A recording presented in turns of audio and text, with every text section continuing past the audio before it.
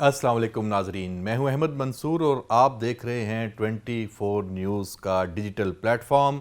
और आज की सबसे बड़ी जो ब्रेकिंग न्यूज़ है और उससे जुड़ी कुछ ऐसी इन्फॉर्मेशन है वो आपके साथ हम शेयर करने जा रहे हैं कि जो आपको चौंका देगी और पाकिस्तान के रहने वालों के लिए ये एक बहुत ही बड़ी खुशखबरी भी है, क्योंकि जो मार्का हक हुआ भारत के साथ मई 2025 में 4 माह पहले उसने पूरा मंजरनामा बदला। पाकिस्तान की जो दफाई सलाहियत है उसकी धाक पूरी दुनिया पर बैठी और उसमें एयरफोर्स को तो चलें एक साइड पे रखें, पाक फ़ज़ाइया की जो कामयाबियां हैं और जो हम 6-0 की बात करते हैं वो बिल्कुल उसको इस बहस में जो आज हम छेड़ने जा रहे हैं, जो आज खबर देने जा रहे हैं, उसमें उनको एक साइड पे रखते हैं।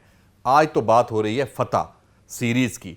ये पाकिस्तान का जो मिज़ाइल आप कह लें, उसकी जो पूरी एक रेंज है, जो फतह 1 और फतह 2 है, वो मार्का हक में आपने देखा 140 किलोमीटर की रेंज थी फतह 1 की और फतह 2 की 250 किलोमीटर तक उसने अपने अहदाफ को निशाना बनाया।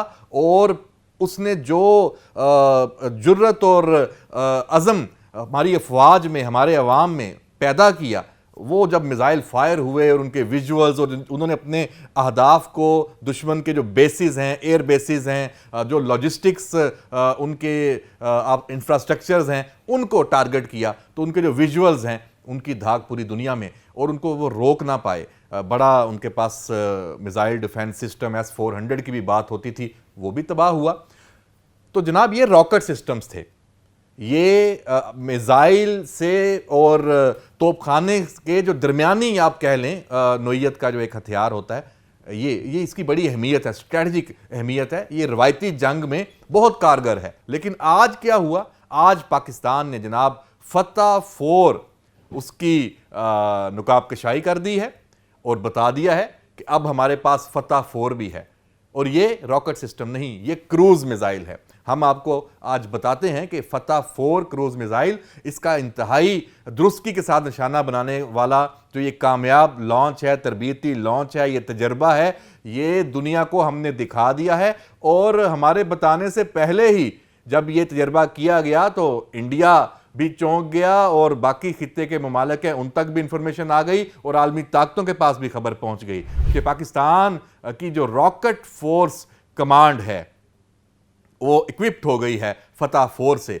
और इससे जो मैं खबर देने लगा था, इशारा मैंने दे दिया है, रॉकेट फोर्स कमांड भी आज समझ लें कि फुली फंक्शनल हो गई है और ये एक बहुत ही अहम नोयत की होगी। इसके असरात पाकिस्तान के जो दफाई जो लाइन है पाकिस्तान की, उस पर क्या पड़ेंगे। और जो पाक सऊदी मुआहदा हुआ है कि भाई सऊदी अरब पे हमला, पाकिस्तान पे हमला, पाकिस्तान पे हमला, सऊदी अरब पे हमला, तो फतह 4 वहां क्या करेगा, ये भी एक सवाल है और इसका जवाब सब ढूंढ रहे होंगे। 750 किलोमीटर की इसकी रेंज है, क्रूज मिसाइल है और ये जदीद एवियोनिक्स, जदीद तरीन नेविगेशनल सिस्टम्स और क्रूज मिसाइल है। तो हर तरह की जो टेरेन है, टेरेन हगिंग इसे कहते हैं, कि इंतहाई निचली परवास करके ये अपने हदफ तक पहुंचता है। रेडार इसको नहीं पहुंच पाता। जो दुश्मन का मिसाइल डिफेंस सिस्टम्स हैं, S-400 समेत जितने भी हैं, इंडिया के पास होंगे या अब अगर इसराइल के पास है, जो हैं दुनिया के ताकतवर तरीन मिसाइल जो डिफेंस सिस्टम्स हैं, उसका वो दावा करता है।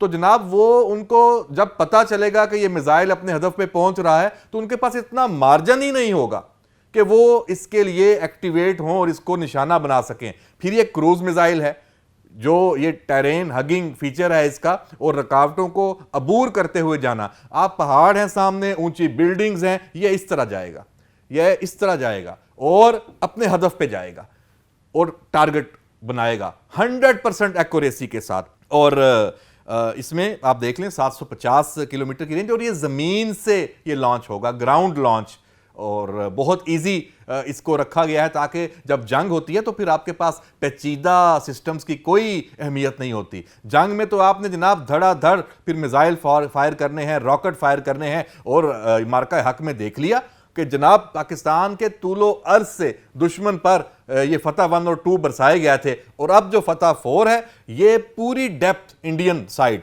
750 किलोमीटर की पूरी पट्टी, तमाम उसमें जो अहदाफ हैं स्ट्रेटजिक नोयत के हों, वहां उनके एयर बेसिस हों, वहां उनके मुआशी हब हों, सब अब टारगेट पे हैं और वो नहीं रोक पाएगा। जब नहीं रोक पाएगा तो फिर जंग क्यों करेगा? तो जब इस तरह के हथियार कोई कौम, कोई मुल्क, कोई रियासत बनाती है तो उसका मकसद जंग करना नहीं होता, उसका मकसद अमन को यकीनी बनाना होता है कि सामने वाले दुश्मन को यह पता चल जाए कि मैंने कोई जुर्रत की, मैंने कोई काम ऐसा किया कि मैंने ललकारा तो मेरी भी पिटाई होगी और मेरी पिटाई ज्यादा होगी, क्योंकि दुश्मन के पास सलाहियत है। तो ये जो अपनी हरबी सलाहियत है इसको बरकरार रखना, ये ऑपरेशनल तैयारियां, ये जंगी तैयारियां, ये बरकरार रखना, ये अमन की जमानत है। और पाकिस्तान की जो लीडरशिप है, फील्ड मार्शल सैयद आसम मुनीर, उन्होंने जब ये रॉकेट फोर्स कमांड बनाई और वजीर आजम शहबाज शरीफ ने इसका ऐलान किया 13 अगस्त की रात को यहां स्पोर्ट्स कॉम्प्लेक्स इस्लामाबाद में, मैं भी वहां मौजूद था, तो पता चल गया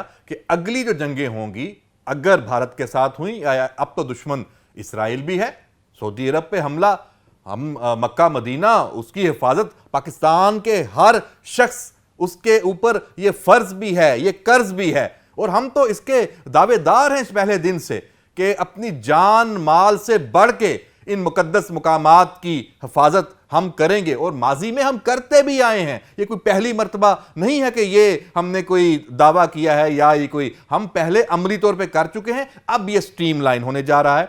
अब वहां पे जो पाकिस्तान की जो रॉकेट फोर्स कमांड है ये तो फिर सऊदी अरब के पास भी इसकी आप समझ लें कि ये नहीं जाएंगे तो हम उनको इक्विप तो करेंगे, उनकी ट्रेनिंग करेंगे, मिलके सारे मामलात हैं वो चलेंगे। तो ये जनाब जो ये तजर्बा किया गया, ये क्रूज मिसाइल, पाकिस्तान के पास और भी वैसे क्रूज मिसाइल हैं, उन पे हम कभी अलहदा प्रोग्राम करेंगे कि वो अपना क्या काम दिखाएंगे। लेकिन फतह 4 ने भारत में इस वक्त उनको हिलाकर रख दिया है, जैसे मैंने पहले कहा। और इस मौके पे तमाम जो पाकिस्तान की लीडरशिप है, सदर आसिफ अली जरदारी से लेके वजीर आजम शहबाज शरीफ से लेके मुसल्लह अफवाज की क़यादत, field marshal, air chief, naval chief, सब ने मुबारकबाद दी है कौम को। और इसमें जो इस मौके पे अफसरान, साइंसदान, इंजीनियर्स और रॉकेट फोर्स कमांड की जो पूरी आप समझ लें कि कमांड है, उनके जो अफसर और जवान हैं वो भी चूंकि मौजूद थे, तो सब ने ये देखा, इस कामयाबी का जश्न मनाया।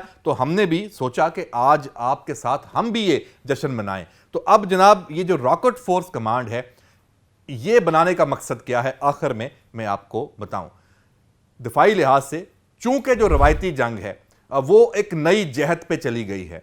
अब आपको टैंक, तोपें और इन्फेंट्री, उसकी अपनी एक अहमियत एक खास हद तक है, वो कभी खत्म नहीं हो सकती। लेकिन जो दुश्मन के साथ आप कहते हैं ना कि कॉन्टैक्ट लेस अब जंग है, कि आपस में आमने सामने नहीं है, नजरों से नजरें नहीं मिली हुई, देख नहीं रहे कि वहां उनकी चौकियां और इधर हमारी चौकियां क्रॉस फायरिंग हो रही है और हमले हो रहे हैं। नहीं जनाब, ये 750 किलोमीटर से मिसाइल हम फायर कर रहे हैं, दुश्मन के पास हैं वो भी कर रहे हैं। उन्होंने बरामूस किए थे। तो पाकिस्तान अब अपने मिसाइल डिफेंस प्रोग्राम को भी और नई तरक्की दे रहा है चीन के ताउन से। वो भी बड़ी खबरें हैं, वो अभी आपके साथ शेयर करेंगे कि वो क्या डेवलपमेंट्स हो रही हैं। तो अब ये रॉकेट फोर्स कमांड, इसकी ही जंग है और इसके लिए पाकिस्तान की फौज तैयार हो चुकी है।